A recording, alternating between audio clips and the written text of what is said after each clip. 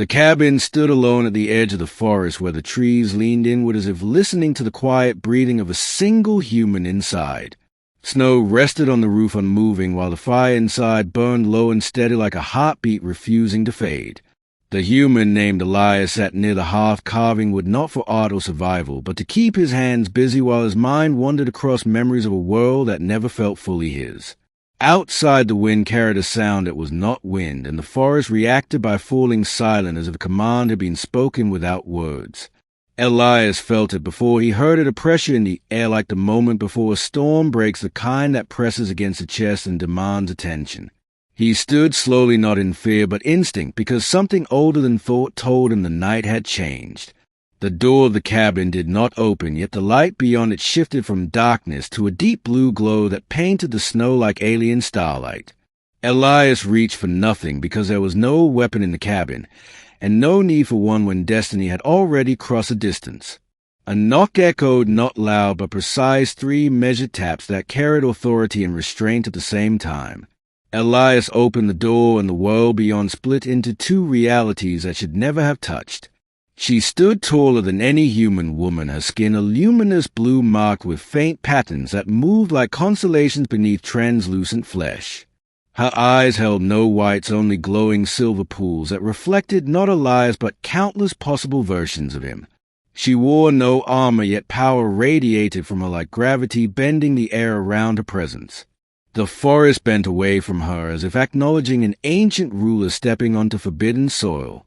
Elias did not speak because his voice had abandoned him in the presence of something vast and deliberate. The emissary inclined her head slightly, not as submission, but as recognition. Her voice entered his mind without sound, yet clear as spoken truth. You stand at the threshold of 2 worlds, and you were chosen long before you were born. Elias staggered back 1 step, not from fear, but from the weight of meaning carried in her words. He had lived his life unnoticed, a man forgotten by cities and history, yet now the universe itself had knocked on his door. The emissary stepped inside the cabin, and the fire flared high, responding to her presence as if recognizing a force older than flame. She examined the walls, the tools, the scars of human survival with a gaze that held respect rather than judgment. This place, she conveyed, is small, but it is honest, and honesty is rare among the stars. Elias finally found his voice and asked the only question that mattered: why me? The emissary toned, and the shifting patterns on her skin aligned into a symbol that resonated in Elias' mind like a forgotten dream. Because humans endure when logic says they should fall, and because you chose solitude over surrender. Images flooded his thoughts, worlds in collapsed cities burning under alien skies, fleets clashing in the dark between stars. He saw humans standing beside beings of light, shadow, metal, and fire, holding lines that should have broken centuries before. Your species, she said, is the anomaly, the bridge, the variable that no equation can predict. Elias dropped to one knee, not in worship, but because the truth pressed him down like gravity increased. The emissary extended her hand and helped him rise, a gesture so human it shocked him more than the visions. I am cold, saith I, she conveyed, emissary of the azure concord and bearer of converging fate. She explained that the universe stood at the edge of irreversible fracture where ancient powers moved openly again.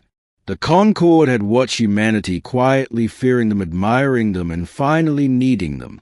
Not your armies, not your technology, but your capacity to choose hope in impossible moments.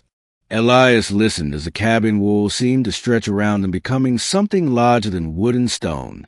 Saith I revealed that Elias' bloodline carried a resonance tied to the first human who ever looked at the stars and asked what if.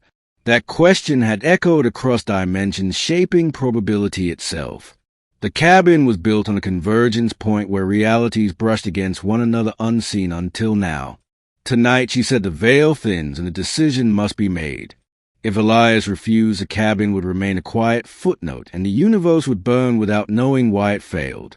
If he accepted, he would walk beyond the threshold, never to return as the man he was. Elias thought of the quiet, the snow, the simple carving unfinished by the fire. He also thought of the faces and the visions, eyes filled with defiance and trust. He stepped forward, crossing an invisible line in the cabin where the air shimmered like heat over stone. I will go, he said, not because he believed himself special, but because someone had to. Sci-fi smiled a rare expression among her kind, and the stars themselves seemed to lean closer.